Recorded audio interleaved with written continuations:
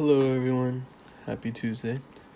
I hope everyone had a good day, and I hope you are willing to forgive and look past yesterday's video and yesterday's painting.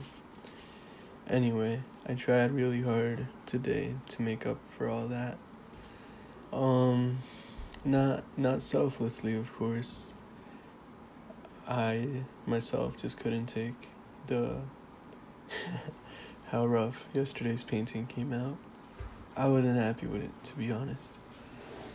I think I mentioned that, but I took my time today and I was clear-headed, and I tried to be very thoughtful about the process and about the painting and all my placement and the composition, which actually the composition didn't get off to a good start because when I was drawing the underpainting and I was drawing the face, I started by drawing the features. And I drew the features a little bit too big, and so for it to work, I had to, the bun had to be cut off, and I couldn't get the entirety of the hair shape in the composition, which was a shame because the shape of the hair and the strands and everything going off is so beautiful, so elegant. It might be that the hair is my favorite part of this painting in the end. But yeah, let's see what have we got to cover today in the notes. So the first thing I wanted to mention was how this painting was used to check my ego. It either checked my ego or it perpetuated my ego because for the simple fact that yesterday's painting made me feel as if I could not draw. I felt the need to make a painting today with decent drawing. And like, I could have easily gone back and fixed the painting and, pretend that it didn't happen the way it did and that, it was a better painting than it actually ended up being. But that seemed to me to be the easy way out. It seemed a lot harder to just leave it be, to leave on my collection of works that permanent record of a particularly I don't know if I want to curse on this channel, a failed painting. And so I did that. So as much as I am making this painting as a stroke to my ego, I also did restrain myself from taking the easy way out and fixing the painting from yesterday. And I think that's really important. I would push that on you guys because I know maybe once or twice I've gotten into it myself, and I've seen a lot of other artists fall into it where they make a piece and they think this is it, like this is the best I'll ever do, and I don't know how it could possibly be the case that I'll ever make something better than this. And sure, it might totally be that you won't make anything as good or as interesting as the piece that you just made, and it'll take a while, but the answer to that dilemma is not to stop painting or not to do anything radical, just keep working, like even the best artist, the best hip-hop artists, like the best singers all have albums, like the best of them too. Like recently my friend showed me Phoebe Bridgers and we love, like I now love Phoebe Bridgers and they love Phoebe Bridgers. But despite all that, we still skipped one of her songs on one of her albums. So Phoebe Bridgers is has her off days. I think you should allow yourself an off day too, and and not feel that you have to like hide it or fix it, you know? It's cool. It's totally fine. And it's more real. You can't like deny yourself the acceptance of your stumbles and the acknowledgement of your stumbles and falls. It's important to acknowledge. You can't go on productively pretending that you haven't messed up once or twice.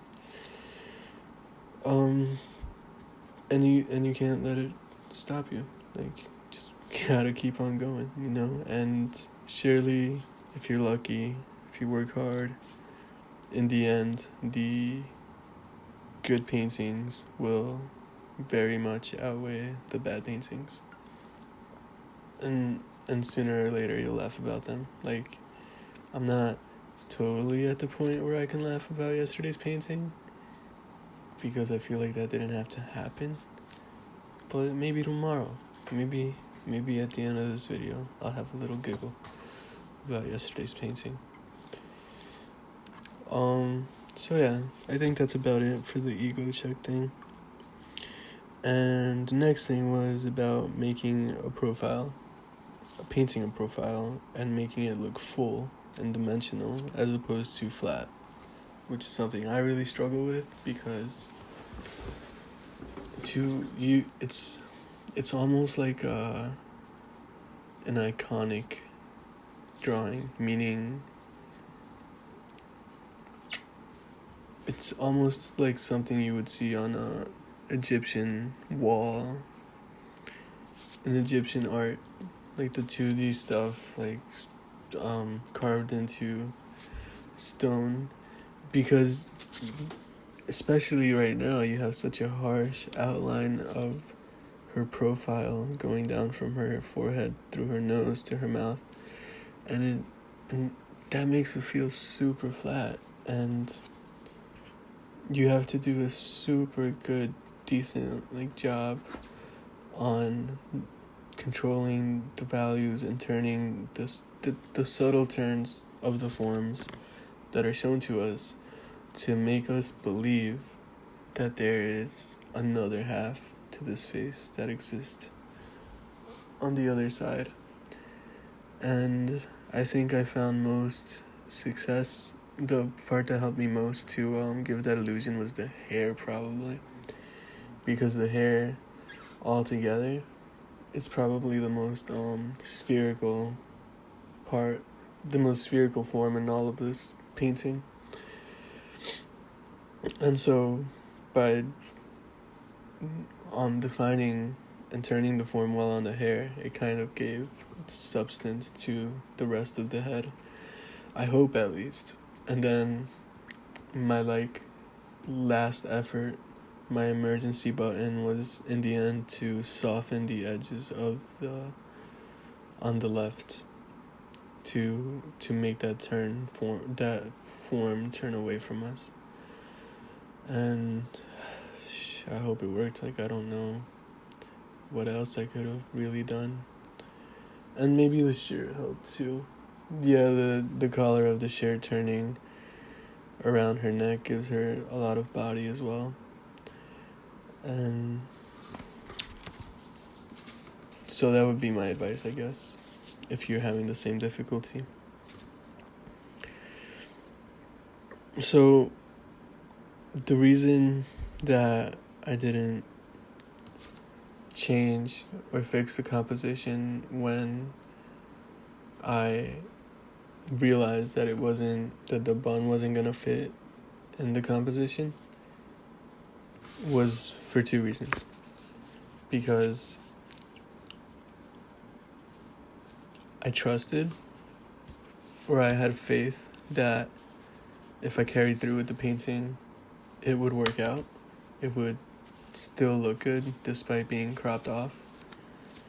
And that was like a huge risk, because like I said earlier, the shape of the hair was super beautiful, super elegant. But also, the other reason was because I'm lazy. Had I decided to fix it and make it so that the hair were to fit in the composition, I would have had to wipe off my drawing, which is hard, being that I'm painting on paper, and I would have had to draw on it again. And that just is so much. It entails a lot. Like, it entails getting over the fear of not being able to do a good enough drawing again, or that you'll mess it up again and have to redraw it again, and like, you got a decent drawing now, just that the hair's a little bit off, so like, why not stick with it? But the point of me saying this is that it paid off. And if you guys ever are stuck on a choice in your painting, or I guess in any other aspect of life, and you're deciding whether or not you're lazy or you have faith in the process, it can be both. It could be both. I totally accept that I am lazy and didn't want to draw that again, but I probably would have drawn it again had I not had the faith that it would work out in the end. And to be honest, I think it worked out better than having the whole head in there. Like, I don't miss it. I don't regret not trying the drawing again. So if anyone tries to tell you you're lazy, just tell them that you trust the process and that things are going to work out. And that's about it for today. I had asked people to ask me questions, but I think I posted that on my Instagram a little too late. So whatever questions I get on my Instagram tonight, I'll put into tomorrow's video.